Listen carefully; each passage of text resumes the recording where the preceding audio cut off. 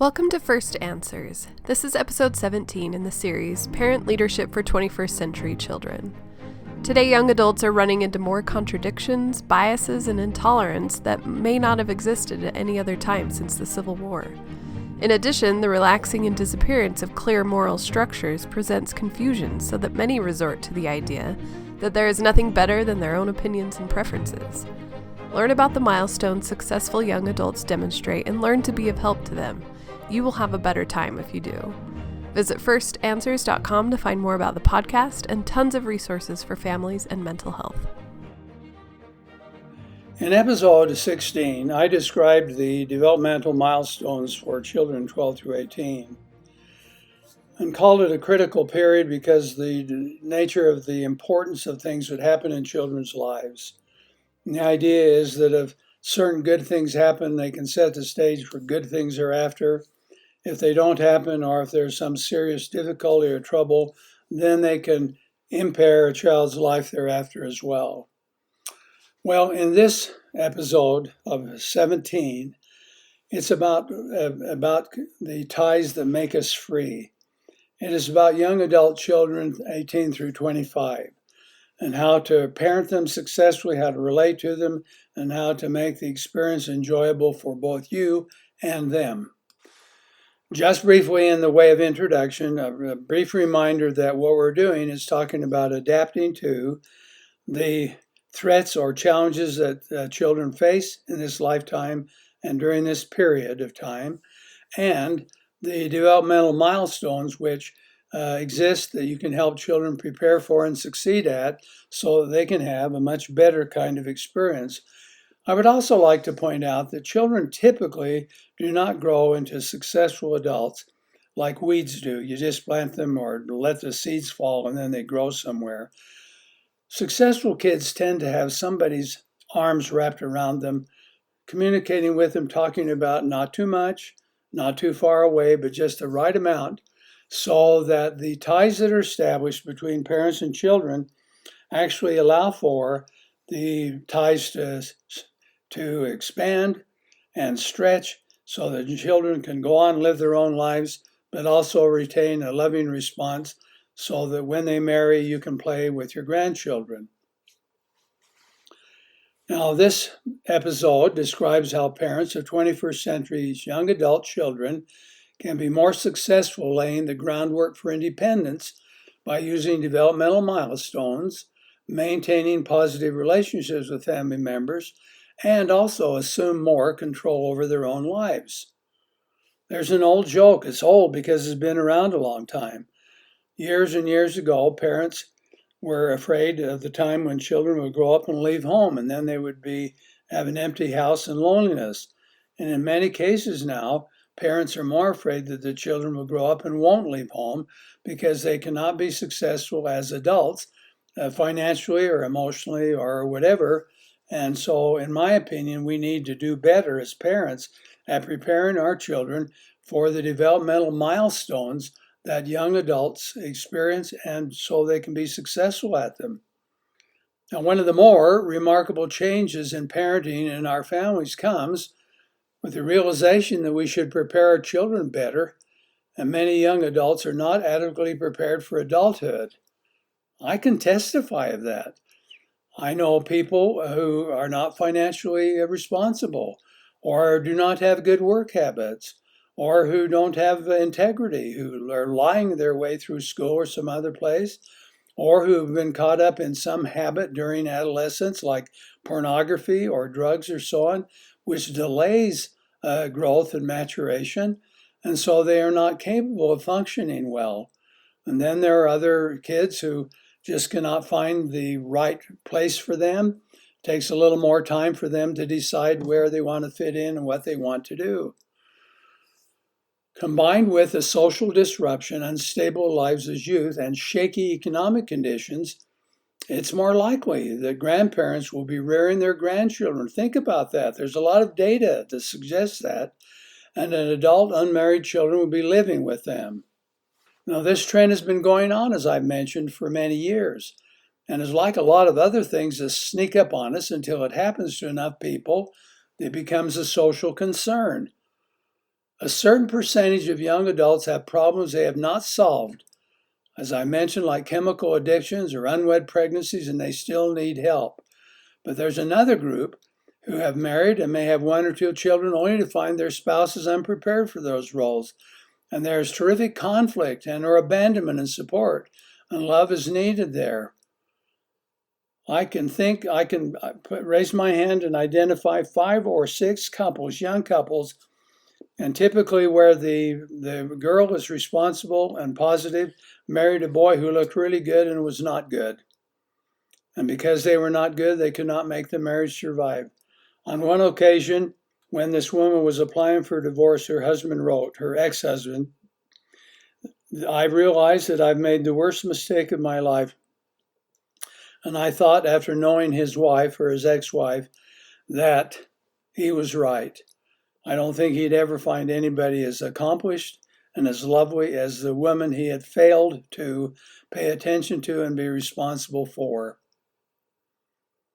So, what are the signs of independent children who love, respect, and honor their parents? Why do that? Because I think when parents are honored by their children, the children are more successful typically. I'm not talking about codependencies, I'm talking about actual honor and respect of parents. In this case, children have personal control where they freely make the majority of their own decisions. They have financial independence. They live in a separate residence. They have longer amounts of time between physical contact with their parents, but also they're not enamored with physical contact with people they date either. They will have a network of friends and acquaintances who have replaced the family as the center of life, but they'll come and visit and love you. They might have broken ties where children choose to be with other people during this period. There will be some emotional separation, which means they will no longer feel totally at peace with being at home. They might also choose new religious faiths, and they might choose other or make other decisions that are more dramatically different than what you want. But they will also, if they're healthy and mature, they'll have significant personal achievement, such as schooling, getting married, achieving at work, and so on. But they will communicate also fairly frequently with you as parents. They'll send messages of love and warmth, and they want to keep in contact, so they'll come and visit periodically, send notes, bring a cupcake or whatever, and whenever possible, they will participate in family activities and enjoy reunions. Now, children who are unprepared for adulthood often show signs during the adolescent years. So let's examine what some of those are. They will find ways to continually rely on their parents. They will stop functioning at age 16 or 17 for no apparent reason, just stop going to school. They experience depression and or intense anxiety. They might be acting out in terms of moral misbehavior. They might exhibit dependency on things like drugs or alcohol. They might have conflict with their parents, with you. And when they experience conflict, they might reject you and you might reject them. The kids are having conflict because they think parents are too controlling.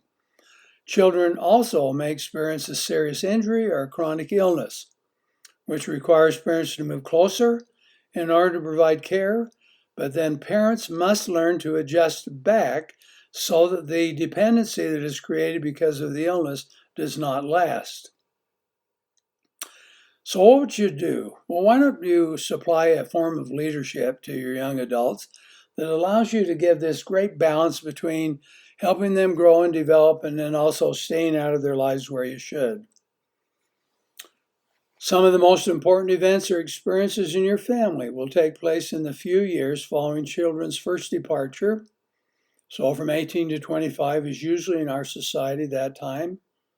Although parenthetically, I would note that the average age for females to marry is 26, and it's 27 or 28, maybe 29 in some studies for men. So they're perpetuating their adolescence period, or at least their single period, for a lot of social and emotional reasons. Like every other time of childhood development, the most successful parents are those who continue to promote independence and freedom of choice while dealing with separate feelings that accompany that period of time. Parents can help by being supportive. You can help by being intentional and strategic to organizing things to help your children acquire experiences and opportunities. There's nothing wrong by saying to a son, I've heard about this, or you should try that, or for a daughter to do the same, and then celebrate their successes. So here are some success markers for kids, the young adults during this period of time. Check them and see how you're doing. Focus on health. They will have a good health management system. They will worry about attractiveness in a healthy way. They want to be attractive for themselves and for other people because it gives them confidence. And they will have established sexual and reproductive competence. Now, we don't want them to have become pregnant or impregnated somebody. We just want them to know that they know how to do it and that they should learn how to be competent and manage it well. Well, what about social development? We want them to have a good lifestyle. We want them to have their social beliefs and values, which they can share with you. We want, of course, them to be working toward or have achieved financial competence. We want them to have a high level of self-awareness, communication skills, and a sense of responsibility. We'd like them to be optimistic and manage their fears. And we want them to have a pretty secure sense of identity and self-management so that they think, this is me and this is what I want to do. Now, the discovery of all this stuff continues often for years after even age 25. But what I've just mentioned are those things which you'd be looking for to establish as milestones for your children. Well, what about emotional skills? Well, if they're healthy and positive, they will have more positive than negative emotions.